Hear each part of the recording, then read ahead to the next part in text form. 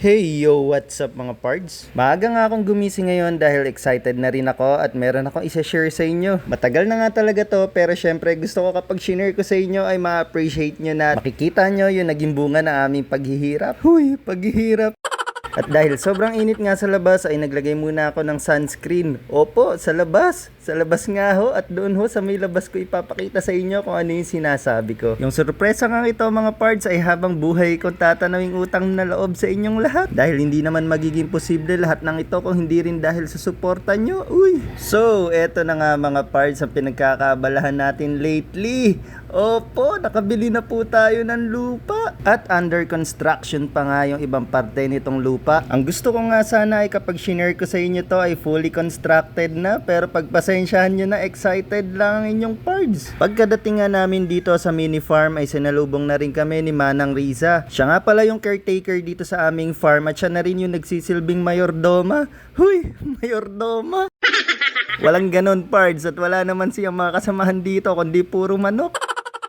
Ito nga pala ang pinaka-favorite spot ko dito sa aming mini farm dahil nagpalagay kami dito ng maliit na kubo. Bago ka nga umakyat dito sa aming kubo ay sasalubungin ka muna nitong aming mini pond. Ang balak ko nga ilagay dito ay mga koi pero hindi pa to tapos kaya ganito pala nga itsura niya sa ngayon. Sa tabi nga nitong pond ay nagpagawa na rin kami dito ng lababo para may hugasan rin ng kamay kung sakaling magmo-boodle fight kami dito sa may mismong kubo. Dito naman sa may pinakakubo mga pards ay maliit lang at napakasimple ng aming pinagawa. Nagpalagay lang kami dito ng isang maliit na kwarto na parang merong double deck para kasya na rin kaming mag-anak. Sa ngayon nga ay dito natutulog si Manang Riza kaya meron din kulambo. At paglabas mo naman dito sa dining ay fresh air kaya naman makikita mo rin dito yung mga manok doon sa may labas. Medyo pahaba nga itong lote kaya mula doon sa gate ay sa bandang gitna namin nilagay itong kubo at doon sa bandang dulo naman ay yung mga manok. Ang balak kasi namin ay palagyan ng mini swimming pool dito sa may tapat ng kubo kaya naman bakante pa dyan sa may bandang gitna. At para nga maging literal na bahay kubo ay nagtanim na rin ako ng mga halaman dito sa may gilid.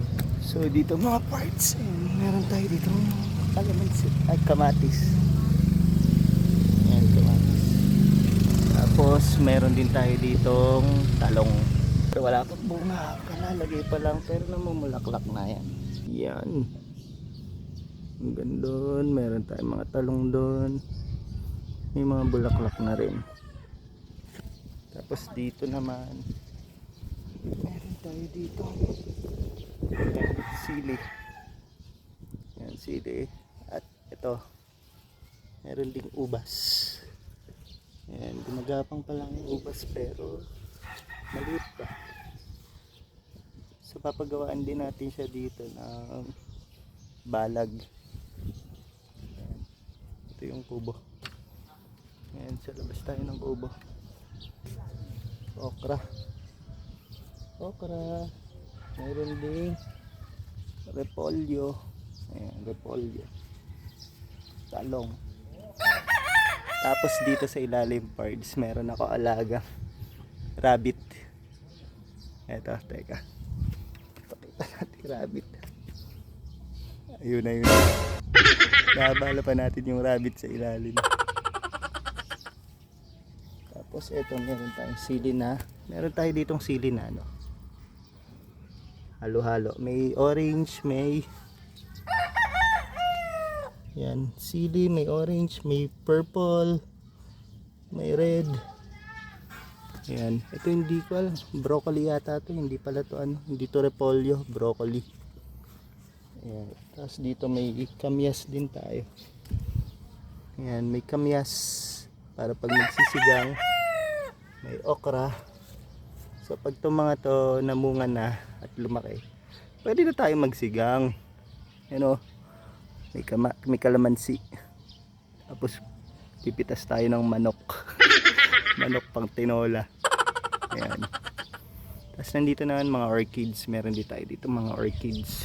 Mga ornamental plants. Ayan. So iba't ibang klase ng orchids. Merong purple. Ayan. Purple orchids. Meron tayong white pero naputol ata. Nabali. Ayan. White pero going to ano na din siya, purple.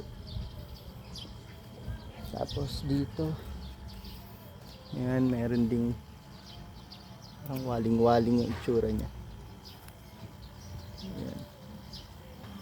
Marami tayo dyang orchids. Dito naman mga pards sa may bandang dulo ng lupa ay meron ding tumubo rito na ampalaya. Hindi ko nga akalain na mamumunga pala to, kaya naman nilagyan ko na rin sa tabi ng kalabasa. Actually mga pards, hindi nga pala ako naglagay niyan. Si Manang Riza talaga nagtanim niyan. Ang feeling, huy!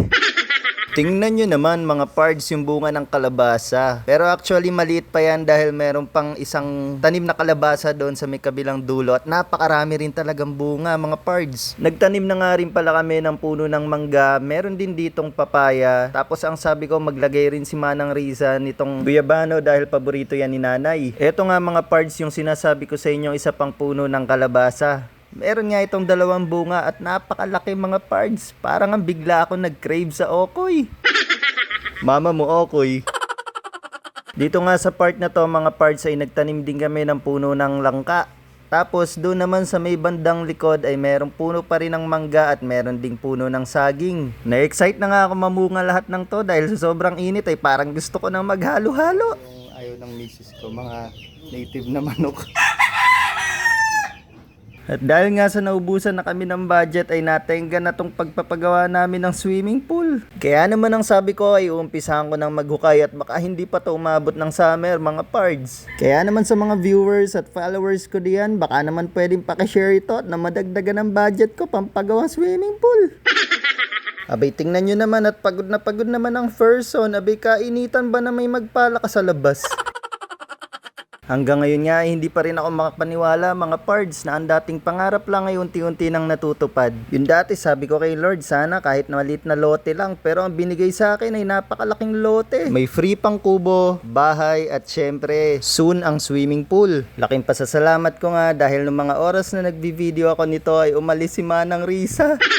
Dahil lahat ng nakita niya sa video mga pards ay sa tita ko yun at hindi sa akin. Kaya naman kung na-prank ka at umabot ka hanggang sa video na to ay paki-comment naman na wow, ang bait ni Manang Riza. Sigurado naman ako mga pards, marami ang mag-i-skip sa inyo, kaya naman kung nakarating ka hanggang dito ay walang imposible mga pards. Naniniwala ako na lahat ng pangarap natin ay darating at ibibigay yan sa tamang panahon. Kaya naman kung na-inspire kayo sa mga na-achieve namin sa buhay, sigurado ako na kaya nyo rin mga pards. O so paano? Yun lang, thank you for watching!